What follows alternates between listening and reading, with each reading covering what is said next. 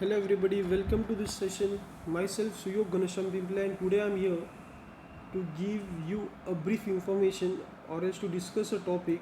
The topic name is capacity planning. So let's begin with the introduction part. So capacity planning, what exactly the name capacity planning mean? Capacity planning is a process of determining the production capacity needed by an organization to meet changing demands for its product. The basic questions in capacity handling are: what kind of capacity is needed, how much is needed, and when is needed. Okay, so what are the importance of capacity decisions? Capacity decisions are as follows. First is impacts ability to meet future demands. Second is affects operating costs. Third is involves long-term commitment. Fourth is affects competitiveness or else affects competitiveness, and fifth is affects ease of management. So let's start with the brief information that what exactly the capacity means. Capacity or else what exactly the so in how many ways the capacity are has been divided. So first one is design capacity. Design capacity is a maximum output rate or service capacity an operation, process or facility is designed for. Second is effective capacity. Ineffective capacity, design capacity menus allowances such as personal time, maintenance and scrap.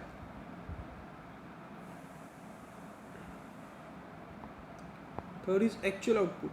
Rate of output achieved actually achieved cannot exceed effective capacity. Efficiency and utilization. What is the formula of efficiency? Efficiency is equal to actual output divided by effective capacity, and the formula for utilization is equal to actual output divided by design capacity. Both measures express as percentage. So this if efficiency and utilization are being measured or is expressed in an percentage manner only. Efficiency and utilization example here is so here is an example of utilization and efficiency example. Okay, so design capacity for the truck is 50 trucks per day, and effective capacity is equal to 40 trucks per day. Actual output is equal to 36 units per day. Okay, so here we have to do an calculation. So efficiency, that is 90% is equal to actual output.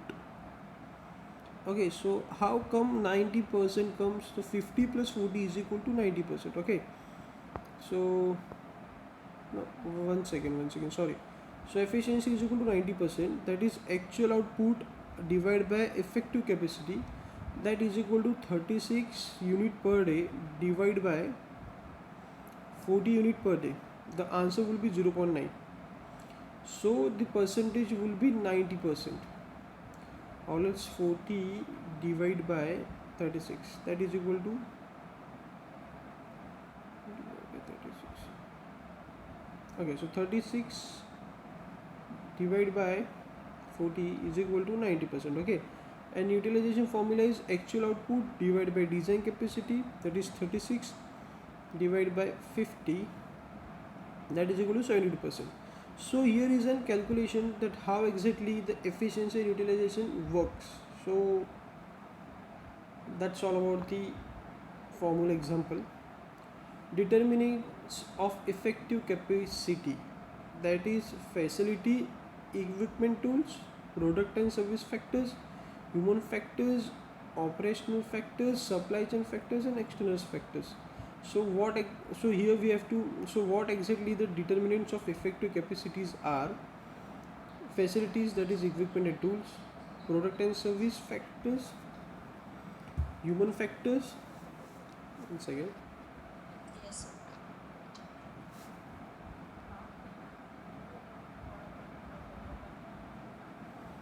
human factors, operational factors, supply chain factors, and external factors. Okay. Key decisions of capacity planning are amount of capacity needed, what will be the amount that will be needed for the capacity planning. Second is timing of changes. So here we can see the changing of timing. So when the when the time changes, accordingly we have to change the capacity. Accordingly we have to change each and everything according to the capacity planning. Okay. Need to maintain balance. So in capacity planning we need to maintain the balance of products, or else of products and stores accordingly. Okay. Extend flexibility and facilities. Steps for capacity planning. First is estimate future capacity requirements. Second is evaluate existing capacity. Third is identifying alternatives. Fourth is conduct financial analysis. Fifth is assess key quality issues. Sixth is select one alternative.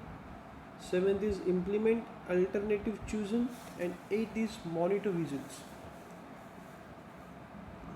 Steps for capacity planning. First is estimate future capacity requirement. So here we have to estimate that what exactly will be the future capacity requirements, or else coming products requirement will be there. Okay, so we have to just estimate or else forecast the future capacity requirements of that particular product, of that particular organization products. Okay, evaluate existing capacity. We have to just evaluate that what exactly are the ratios are present, or else what exactly the values, or else countings of the current existing current or else existing capacity is been there in a organization. Identifying alternatives. So here we can see that what exactly there are some identify alternatives means we have to just identify the other alternatives if any available in the market. Conduct financial analysis. In this we have to just conduct financial analysis means we have to analyze the financials of an organization, that what exactly what will be the financials financials will be there in a so what will be the financials will be there in a company, so that we can plan accordingly so we can plan accordingly. Okay, for future capacities. Select one alternative. In these particular things we have too many of alternatives in which we have to go, or else we have to choose with the one alternative only with the product. And monitor results means we have to just monitor the results that will be there in a future coming perspective. Economics of scale. Economics of scale means if output rate is less than the optimal level, increasing output rate results in decreasing average unit cost. Okay, so output rate is less than the optimal level. Optimal level का जो rate होगा that will be lesser. Okay, and increasing output rate resulting in decreasing average unit cost is increasing output rate. And if we are increasing the output rate, then that will be resulting in decreasing in unit cost. Means if you are increasing the output of that particular product, then there will be a decreasing in the cost of that particular product. Okay, so this economics of scale. If the output rate is more than the optimal level, increasing the output rate resulting in increasing average unit cost. Okay, so what exactly evaluating alternatives means? So one second. Evaluating alternative means evaluation of alternatives is the third stage in the consumer buying decision process. During this stage, consumer evaluate all of their product and brand options on a scale of attributes which have the ability to deliver the benefit that the customer is seeking. Okay, So here we can see in this chart that there is an in left hand side there is an average cost per unit is there, and on top of the chart there is a tag that is minimum cost and optimal operating rate are function of size or product unit. So here we can see there are small plants, medium plants and large plant. Accordingly the output rate will be going to discussed. Okay, in small plant there will be a larger, in small plant there will be average cost will be there for per unit. In medium there will be a lesser average cost per unit will be there, and in large there will be two lesser average per cost will be there. So accordingly the output rate is has been evaluated or else is has been decided. Okay, cost volume relationship means cost volume profit CVP relationship is an analysis which studies the relationship between the following factors and its impact on the amount of profit. In simple words, CVP, that is cost volume profit relationship, so cost volume profit is a management accounting tool that express relationship among total sales, total cost and profit. Okay, so here we can see the in left hand side there is an amount, and there is a chart that is showing the total cost is equal to VC plus FC, and in second line there is an total variable cost is VC and fixed cost. Okay, so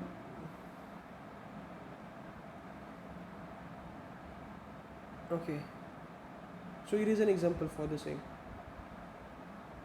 cost volume relationship, total revenue.